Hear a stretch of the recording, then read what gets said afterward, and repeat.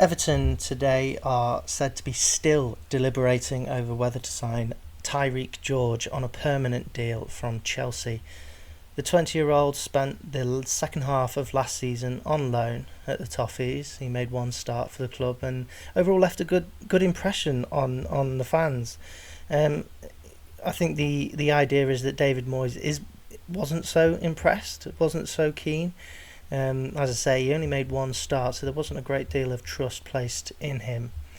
That was even with the injuries to Jack Grealish and Iliman Ndiaye missed a big chunk of the January because of the AFCON as well. So in that time, he had plenty of opportunity to make a start, and he didn't really take his chance when he did, or at least that's the case in the eyes of David Moyes. There's still a lot of apprehension on Everton's side to pay the £25 million or rumoured £25 million release clause that they agreed upon in his previous loan deal. I think there's attempts made by Everton to try and get this down by a few £1,000,000. I think ultimately, for the sake of a few £1,000,000, if that's the case, just get it done. I think there's been too many occasions in recent years where Everton have just deliberated and just tiptoed around transfer fees and never got the deal done, and someone comes in and pays it, and you've missed out on a player. I don't want that to be the case with Tyreek George. He's 20 years old. He looked really promising. He's exactly the sort of profile that Everton need. He's direct. He's good on both feet. He can play either side, play through the middle as well if necessary.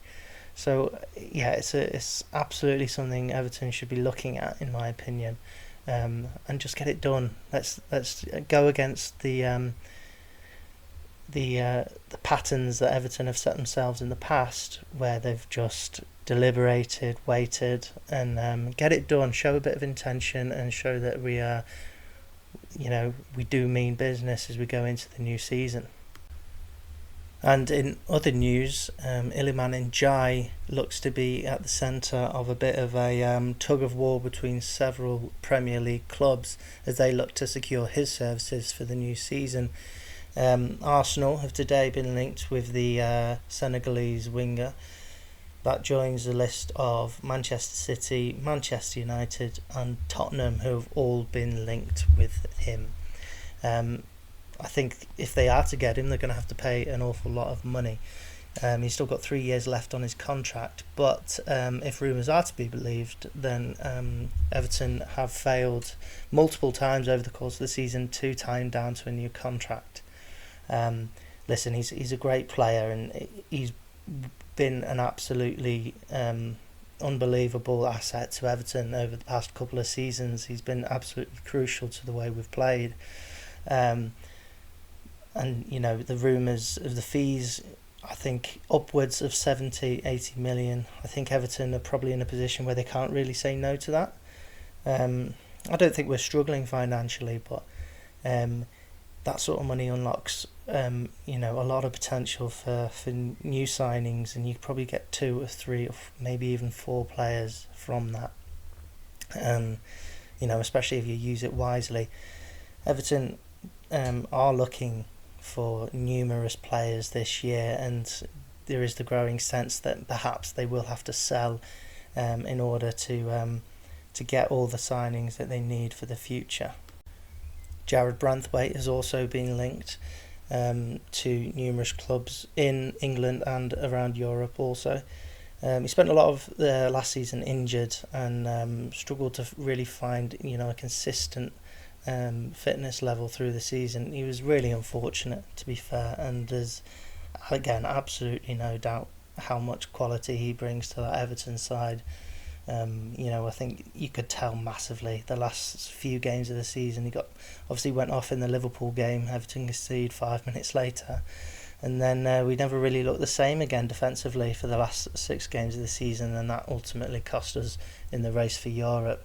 Again, if Everton are to sell him, he will command a huge transfer fee. He signed a new contract at the beginning of last season, But again, it will be over 70-80 million, and I think again Everton might struggle to say no to that sort of money, especially with an injury record. He missed the most part of last season, so you can secure 70-80 million for someone who's missed the majority of the previous season, then it might be a good idea. I'll miss him. Absolutely, I'll miss him. He's a great player. He's a real leader at the back, still really young, and I think he's got such a great future ahead of him. Been a massive advocate for saying, had he been fit for the majority of this season, he would absolutely be at the World Cup for England. No doubt about that for me. So we'll just have to wait and see what happens there with Jared Branthwaite. And finally, David Moyes has confirmed that the £35 million compensation Everton have been ordered to pay Burnley won't have an impact on PSR or Everton's transfer budget going into the summer. It was obviously an unbelievable situation that Everton find themselves in.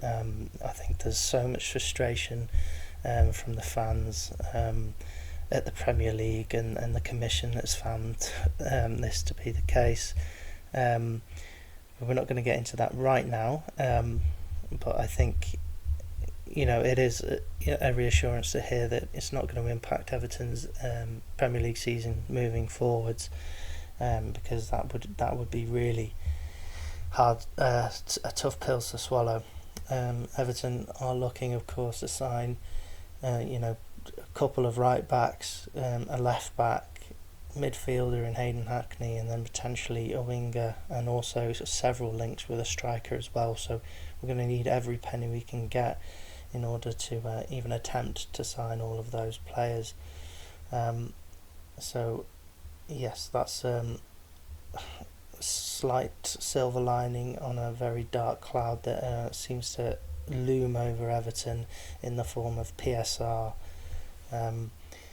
That's all for today. Thank you very much for listening. Please tune in next time for some more Everton rumours and transfer talk.